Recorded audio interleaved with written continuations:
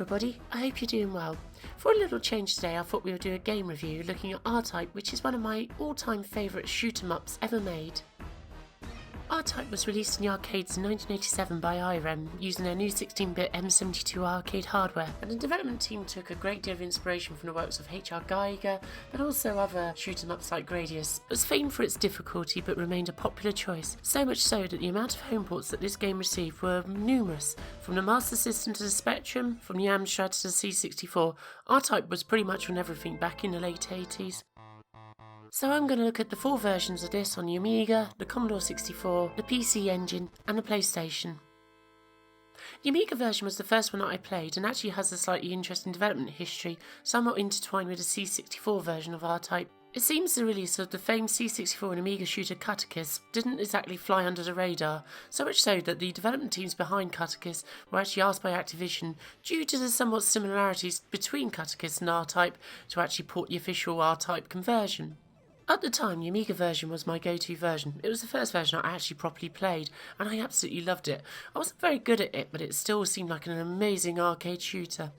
There was no doubt about it that there were some things that slightly caught you off guard, such as the slowdown that occasionally occurred during gameplay, but nonetheless, it was something that I spent absolute hours playing on my Amiga 600. Not having actually played the original arcade machine, the Amiga version seemed like an amazing conversion at the time. However, in reflection you can see that the graphics actually look a little bit squashed compared to the arcade original. Obviously I'm running this on a PAL Amiga, but you can easily run this in NTSC mode if you wish, but it remains a very solid port. The one thing that really lets it down though is, like so many Amiga games, is the one button controls.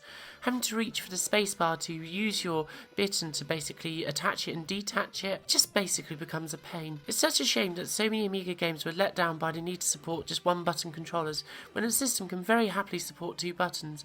But I guess at the time, joystick manufacturers just got more bang for their buck by basically supporting many systems with 1 button controllers than extending the support for 2 button controllers that the Amiga supports. Another real highlight of the Amiga version is this beautiful title screen with music from none other than Chris Hulsbeck. The audio in this version is pretty faithful.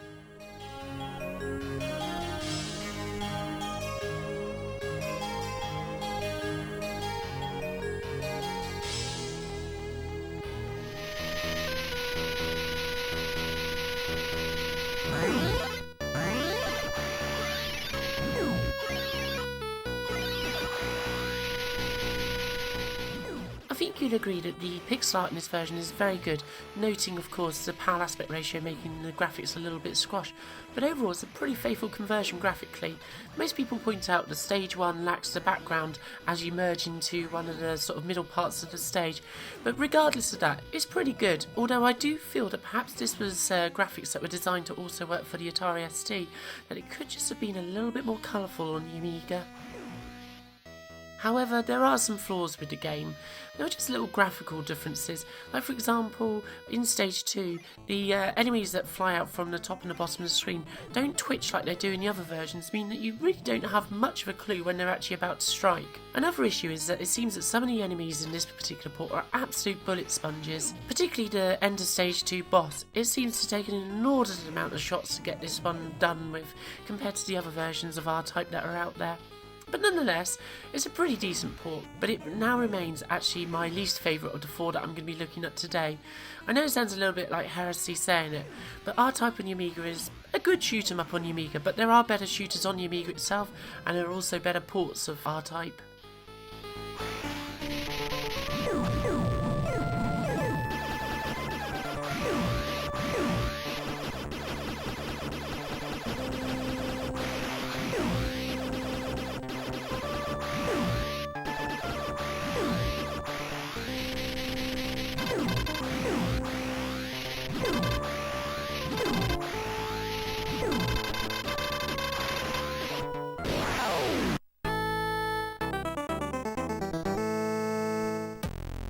Over on the C64, the port of R-Type was reasonably well received, but most people would say that Cuticus is the better of the 2 games, and I'm definitely inclined to agree with that.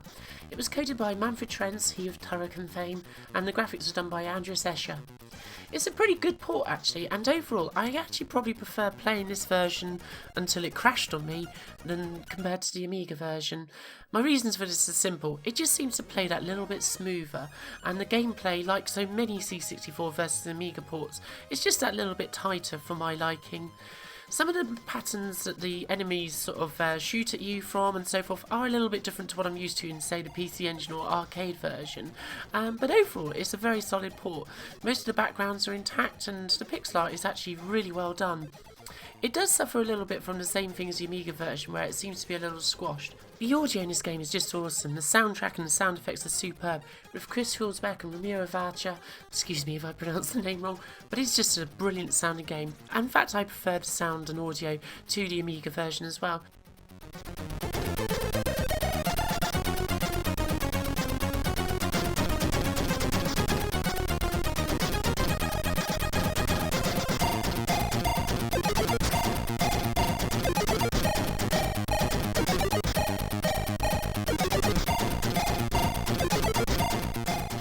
The only problem is like I say, at the end of stage 2, just as I was about to fight the boss, the game crashed on me.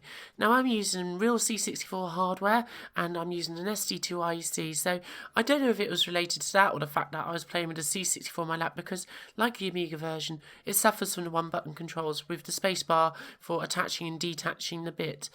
It always just takes me out of the gameplay, this kind of thing. It's not necessarily a fault of the port as such, it's just a limitation of basically having one button controllers. But overall, it's a brilliant game. The one thing that really lets this game down though is the multi-load system. If you die at any of the end of the stages, you're going to have to rewind that tape or start the game over again, and it's going to have to load in the stage. It's a real nuisance and really takes you out of the gameplay. Like most people, I would suggest that you play Cuticus over R-Type on the C64, but I don't think you'll be disappointed if you actually play this version.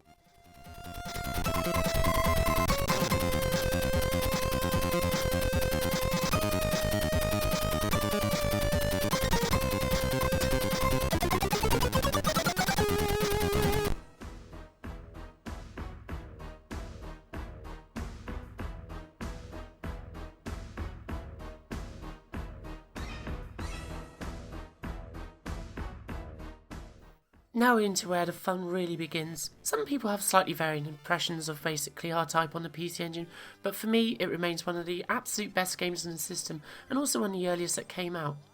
The PC Engine's designers at Hudson Soft were very keen to port excellent games like R-Type to the system, and they really succeeded in my opinion.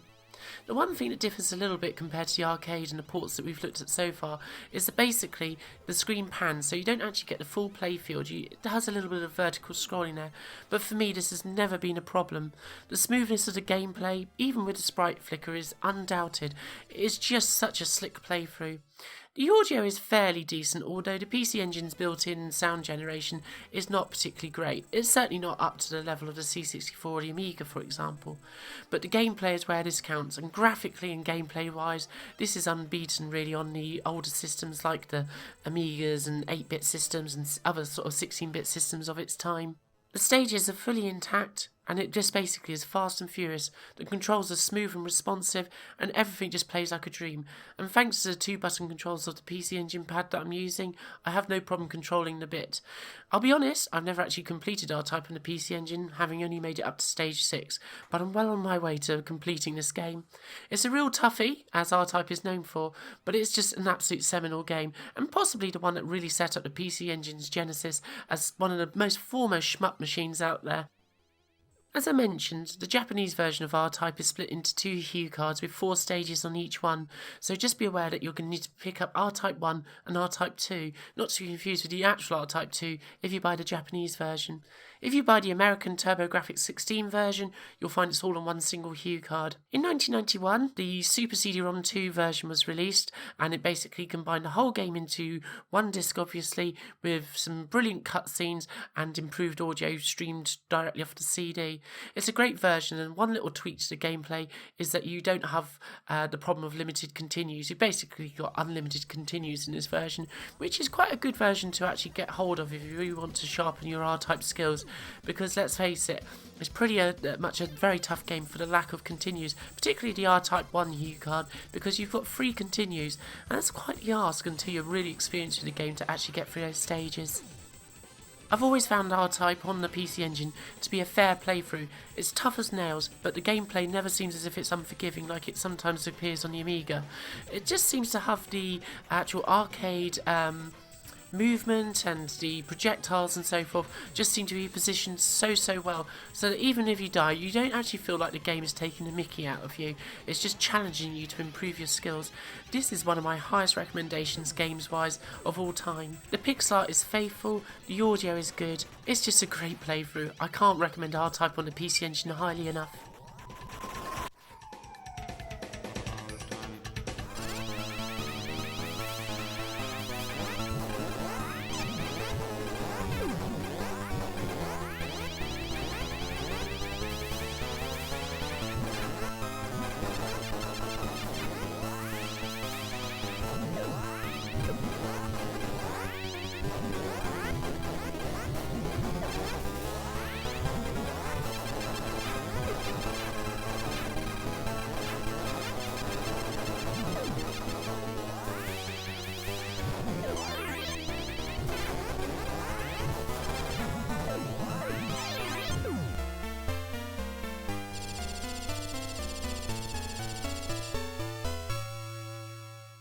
And to finish off, I wanted to talk about R-Type on the PlayStation, which was released as the 2-game R-Types compilation in 1999, featuring the actual R-Type 2, as well as the original which we're looking at here.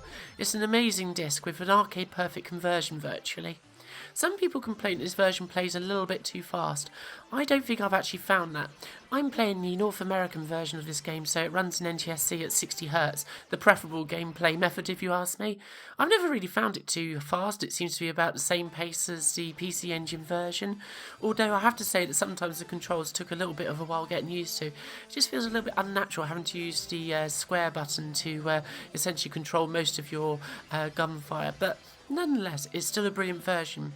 It comes with a couple of options. The first, as it runs by default, is to essentially have the whole playfield in view with the HUD just slightly transparently overlaid at the bottom or the top, depending on your preference.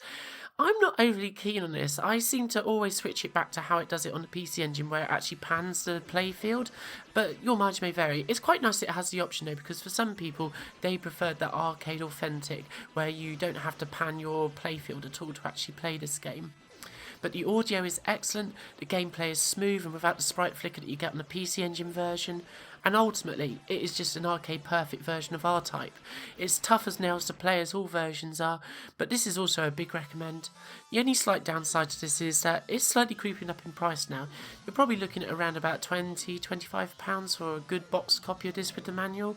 It's definitely worth it over an R-Type aficionado like myself, and it comes highly recommended because you've also got the bonus of R-Type 2 on here, which is also a similarly brilliant shoot 'em up. But if you ask me, that amped up the difficulty of the game just like into a new league.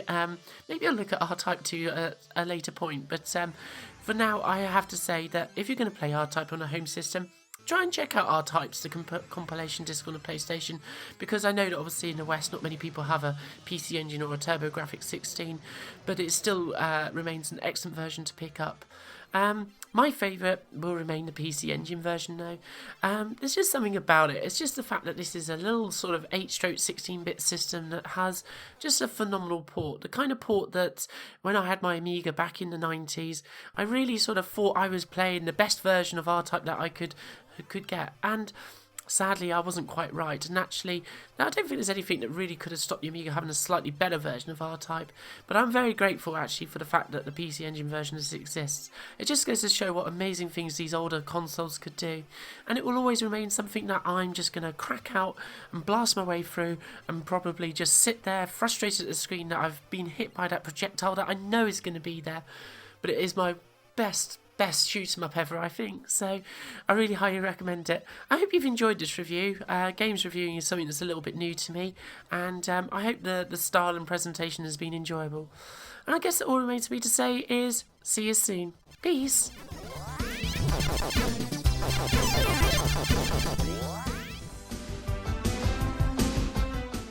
I'd just like to mention I'm now on Patreon, where you can support me from $5 a month, where you'll receive early access to videos, exclusive content, artwork through the post, and much more. And I'd just like to extend a massive thank you to Doug from Tell Me Amiga Retrocast, Anthony Jarvis, Chris Forrester, David Gaxiola, Merlin Katamari, Joss Stady, Phil Cobley and Rob Utley for your very kind and very generous support. It means the world to me, guys, and I can't thank you enough.